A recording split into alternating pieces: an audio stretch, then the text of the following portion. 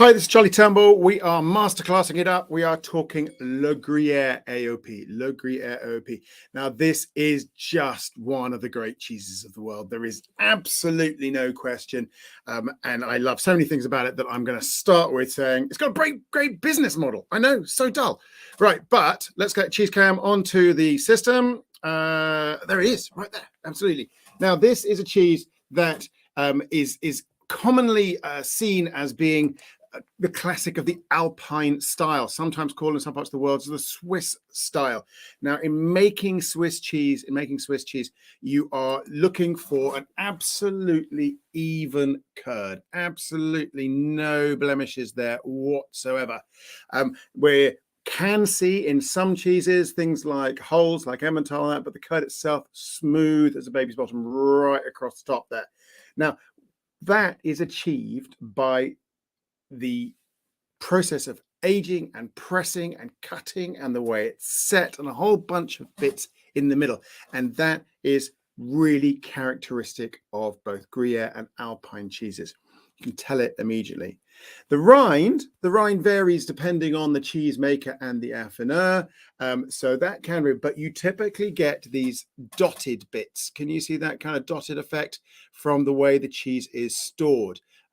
And that is very characteristic. Now, some cheeses similar to Gruyere will be marked up with branding. For instance, Comté, which is a first cousin, possibly even a sister cheese to Gruyere, will have a bit of tape over the back from their grading. So actually the absence of markings on a Gruyere can indicate that it's a Gruyere. Now, what about the way it's made? The way it's made is quite critical. It's a high temperature or high scald cheese. Now that means that when the cheese making process goes through, they're taking the temperature up to about 50 to 55 degrees.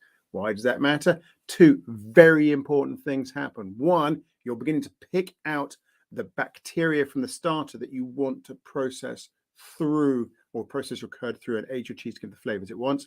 But two, it prefers a different kind of proteinase. It makes a different kind of it's plasmin, right? Now, this we can go in more to when you come to my classes talking about the metabolism of cheese, but proteinases are what takes this into the flavors that we want, the metabolism into volatiles. And plasmin has a habit of producing sweeter and more floral notes. And that's why this cheese has such a balanced flavor. So let's talk about flavor. So as we all know, when we talk about flavor, start with the taste: sweet, salt, acid, bitter, umami. Now, this one is known for its balance between its sweet, its salt, and its umami. Sweet, savory, and acid sweet, savory, and salt are in balance, roughly the same with this cheese, which is why it's so very popular. Cheddar's much more savory. Goudas tend to go towards that sweet side with those big caramel notes. This one's got much more balance. Once we go into the dairy flavors, the second step of our taste analysis, we're looking at butters, creams, cooked milk, sometimes milky notes. Nothing too pronounced, just a broad, creamy note, a broad, creamy, slightly buttery note. Nice and simple there. But the other flavors, there's lots that can happen in these cheeses, but what it does better than many of the other great cheeses, it's floral notes and fruity notes. So look for them when you taste it through. So I'm going to head in here and I'm just going to ease out a little bit of a chunk here. Oh, here we go. Now this is showing some little salt crystals. Remember, those aren't salt. They are chemical salts, but that is not salt as in tasty salt. And that's a tyrosine based one. And it manifests there. Can you see that little white dot there? That kind of thing. Sometimes you can feel the texture in your mouth. Sometimes you can't. Now, this cheese likes to be warmish, not hot. It likes to be not dry. And you need to chew it a little bit to get the flavors through. Like all cheeses, even the big cheeses, they like to be recently cut from the wheel. Too much spent time on their own, they begin to dull a bit.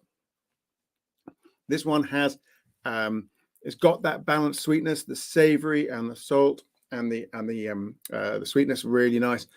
And if we're talking about the herb notes, we're talking, well, this one is coming. We've got some late summer dried grass kind of, which is really pleasant.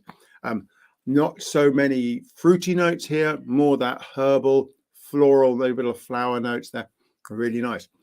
And that is part of a cheese, is to reflecting when it was made. And some Gruyères are called alpage, which means they're taken from cows at the top of the mountain during the summertime, that has a particular note where they're trying to emphasize those high meadows, the high pasture flavors.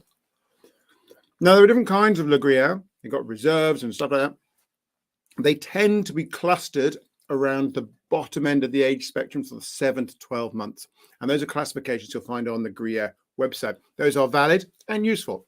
But for me, they don't really express the extraordinary capacity of these flavors to taste, but the cheeses to taste once you go past 12 months into the 16, 18 months. Those ones aren't classified in the same way. There you're looking for the affineur or the help of a cheesemaker to really allow you to access those, because the flavors at the really top end make this cheese great. And this is what wins awards. So this cheese has won the World Cheese Awards more times than any other cheese by a country mile. It's like 6 or something. Quite amazing. Its business model, why I respect this, is this has the perfect blend of artisan and cooperative or large scale production. So at the top end of the valleys, you've got these little guys, over 200 dairies making cheese, and they feed down through affineurs, they feed down through a big marketing machine, and they come out into the world with the support of the big Gruyere consortium. So it retains the small scale love you farmer moment, which means it's got the characteristics of individualism and locality, but the benefits of affineuring, where you take the cheese and start to bring it on through its 12, 18 months and then market abroad. It's got all the values of scale, which means this cheese, good cheeses from Gruyere, travel far. You don't have to search for good Gruyere as much as you might have to search for good versions of other cheeses. So I love that. Really focus on the fact these are balanced flavors, awesome, well-traveled, beautifully aged, award-winning, stick to Gruyere. It's great. I hope that encourages you to go and find good Gruyere. Oh, should mention, fantastic cooking cheese, particularly at its younger ages. At 7 to 9 months, brilliant for sauces, fondues, and that kind of thing. But a little bit of big cheese, the older cheese, to flavor it off is nice. But actually, at that young age, brilliant for cooking. Back to my point. Enjoy this cheese. Go out looking for a good one. It's well worth finding these extraordinary versions of the Le Gruyere that are available in the world.